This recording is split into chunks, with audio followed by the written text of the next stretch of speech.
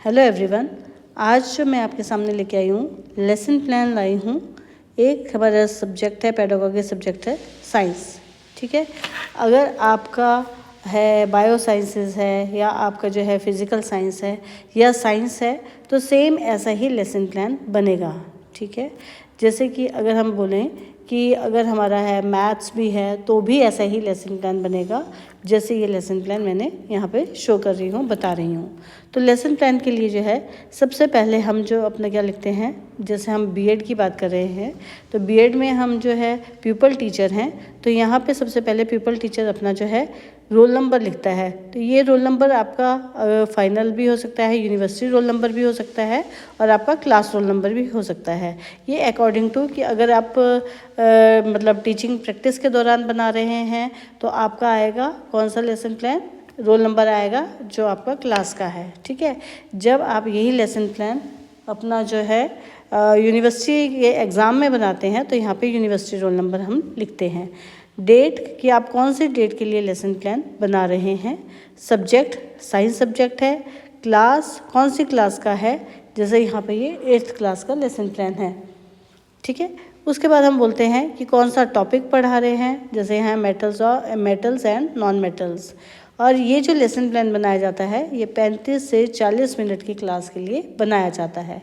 अब हम बात करते हैं कि ये जो लेसन प्लान हम बनाते हैं इसका जो है सबसे ज़्यादा हम क्यों बनाते हैं, क्या कारण है। जो स्कूल में जो टीचर है वो लेसन प्लान के थ्रू जो है वो टीच करवाता है।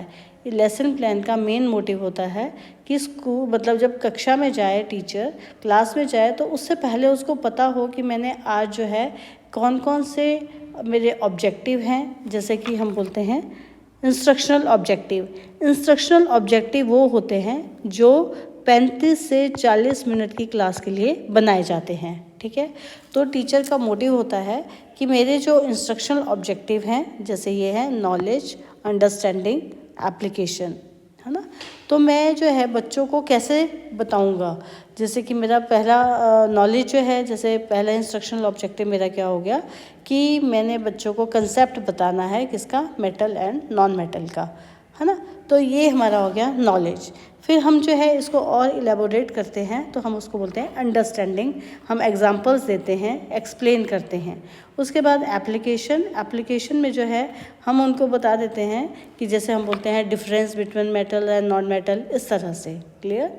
तो हम बोलते हैं कि जो ये लेसन प्लान है ये सबसे पहले क्या बनाया जाता है, इसमें इंस्ट्रक्शनल ऑब्जेक्टिव्स, है ना। उसके बाद हम बोलते हैं कि ऑब्जेक्टिव्स की बात करें, हाँ एक बात ये कि हम इंस्ट्रक्शनल एड्स, कि जब मैं ये लेसन प्लान पढ़ाऊँगा तो मेरे पास जो है कौन कौन से मेरे पास जो है सहायक सामग्री होगी। इंस्ट्रक्शनल मेरे जो सहायक सामग्री होगी, अनुदेशनात्मक सहायक सामग्री कौन कौन सी होगी, जैसे मेरे पास होगा चॉक होगा, है ना, डस्टर होगा, पॉइंटर होगा, या मेरे पास कोई चार्ट होगा, या मेरे पास कोई ग्लोब होगा, या मतलब जैसे अकॉर्डिंग टू द क्या बोलते हैं लेसन प्लान जो आपको लगता है जिससे बच्चों को एकदम से समझ आ जाए, है ना। क्योंकि बच्चे जब हम कोई चीज़ ऐसे करते हैं तो उनके जो दिमाग में रहती है कि अच्छा मैडम ने ऐसे बताया था, वो चीज़ दिखाई थी तो उसमें ऐसा था। क्लियर। उसके बाद हम बोलते हैं एंटरिंग बिहेवियर। एंटरिंग बिहेवियर का मतलब ये है कि आप जब ये लेसन प्लान शुरू करने वाले हैं तो उससे पहले मतलब आप कक्षा में गए, आपने कहा गुड मॉर्निंग या जो गुड आफ्टरनून जो भी है ना, आपने किया। उसके बाद आप एकदम डायरेक्ट जो है क्या है कि मेटल एंड नॉन मेटल का जो है लेसन नहीं पढ़ाना शुरू कर देंगे, टॉपिक नहीं। पहले आप बच्चों का क्या करेंगे, उनको आप देखेंगे कि बच्चे उस लेवल तक पहुंच जाएं। तो जैसे हम बोल सकते हैं यहाँ पे तो इन्होंने लिखा है व्हाट आर मेटल्स। ठीक है, मेटल्स क्या होते हैं, सीधी सी बात है। तो जैसे बोला व्हाट आर मेटल्स तो बच्चों का दिमाग होगा मैडम ना कुछ ऐसा पढ़ा रही है, मेटल मेटल कुछ क्या होगा यार इसमें, देखते हैं।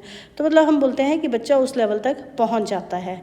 एंटरिंग द बिहेवियर का मतलब यही है कि उस लेसन को, उस टॉपिक को शुरू करने से पहले, है ना, हम बच्चों को उस लेवल तक लेके आते हैं, उनका माइंड सेट करते हैं, तो बच्चे को समझ आ जाता है कि अच्छा कुछ मेटल से रिलेटेड मैम ने आज हमें पढ़ाना है।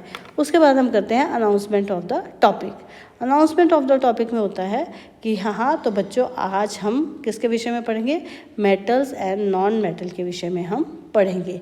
जो ये लेसन प्लान बनाया जाता है कितने मिनट के लिए बनाया जाता है, 35 से 40 मिनट के लिए। उसके बाद हम बात करते हैं प्रेजेंटेशन। प्रेजेंटेशन के लिए आता है, ये पूरी कॉपी में जो है लेसन प्लान बनाया था, ये मैंने आपको दिखा रही हूँ।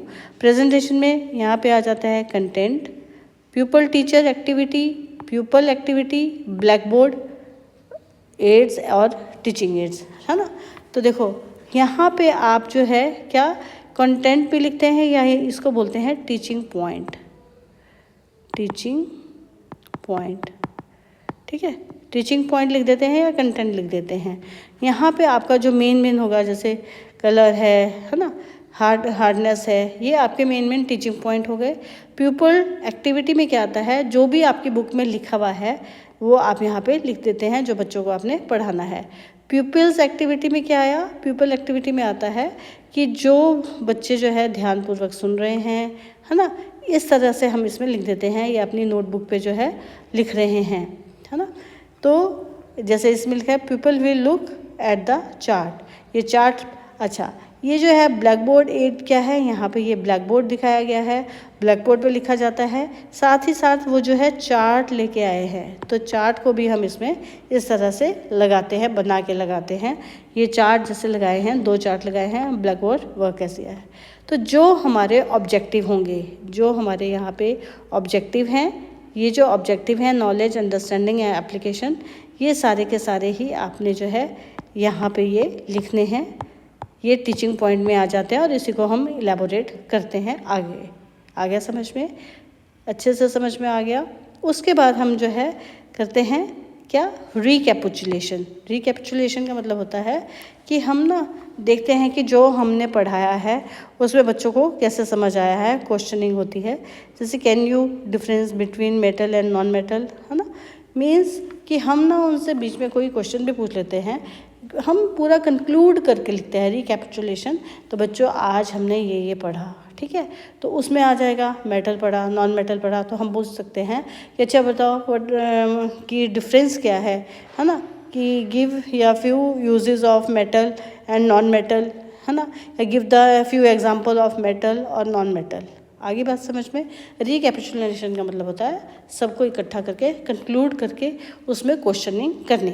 इसके बाद है होमवर्क। होमवर्क में यहाँ पे चाहे तो आप ब्लैक चार्ट लगा सकते हैं, तो यहाँ पे आप होमवर्क के लिए जो 2 क्वेश्चन लिखेंगे वो इस तरह से लिखेंगे ताकि बच्चा उसको अच्छे से लिख ले और अगले दिन आपको मतलब चेक कराए। आगे बात समझ में।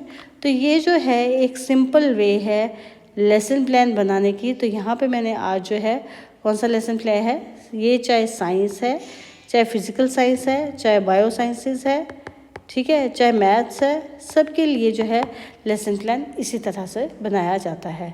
तो थैंक यू क्लास। आज हमने सिंपल तरीके से लेसन प्लान कैसे बनाया जाता है, उसका कैसे फॉर्मेट है, ठीक है, ये अच्छे से समझा।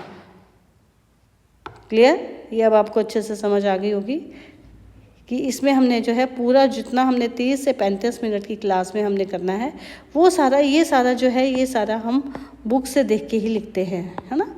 हाँ, तो थैंक यू क्लास।